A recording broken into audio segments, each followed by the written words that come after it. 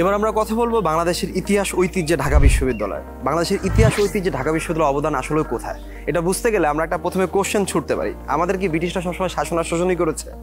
আমাদের কিছুই দেয় নাই। এই ঢাকা বিশ্ববিদ্যালয় তৈরির পিছনে তাদের কিন্তু অনেক বড় অবদান ছিল।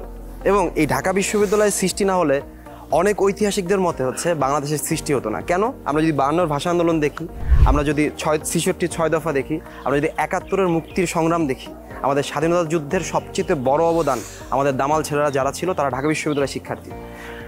25শে মার্চ আমাদের যে অপারেশন সার্চলাইট চলেছিল, তোমরা একটু ঘাটাঘাটি দেখবা যে ঢাকা বিশ্ববিদ্যালয়ের প্রত্যেকটা হল থমথমে করা ছিল এবং আমাদের বুদ্ধিজীবী যাদের হত্যা করা হয়েছিল তার অধিকাংশ ছিল ঢাকা বিশ্ববিদ্যালয়ে। কেন? কারণ চেয়েছিল তারা যে জাতিকে মেধাশূন্য করতে পারলে তারা সহজে যুদ্ধে জিততে পারবে। তো কেন ঢাকা বিশ্ববিদ্যালয়ের টার্গেট থাকে? কারণ এটাই ছিল নিউক্লিয়াস বাংলাদেশের, যেখান থেকে উচ্চশিক্ষিত মানুষ তখন বেরোবে বা উচ্চশিক্ষায় শিক্ষিত করবে এমন পণ্ডিতরা থাকবে। আমরা যদি বাংলাদেশের প্রত্যেকটা কর্নার টু কর্নার দেখি, যে যারা এখনও পর্যন্ত উচ্চপদস্থ কর্মকর্তা রয়েছে, যারা বাংলাদেশকে চালায়, লিড দেয়, এরা অধিকাংশই ঢাকা বিশ্ববিদ্যালয়ের শিক্ষার্থী।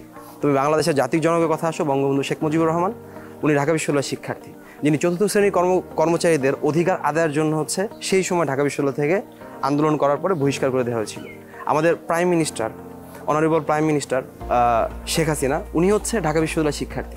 সো দ্যাটস ওয়াই তোমার আমি কেমনে বলবো, এই বিশ্ববিদ্যালয়ের ব্র্যান্ডিং যেটা বলার অপেক্ষা রাখে না, যে নর্মাল একদম যে মানুষ কিচ্ছু জানে না, একদম বকলম, তার কাছেও যদি বিশ্ববিদ্যালয়ের কথা বলো, সে কিন্তু বিশ্ববিদ্যালয়টা চেনে।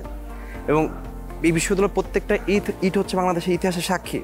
সেই বিশ্ববিদ্যালয়ের একজন শিক্ষার্থী হতে পারে আসলেই গর্বের বিষয়। আল্লাহ তোমাকে সেই তৌফিক দিক।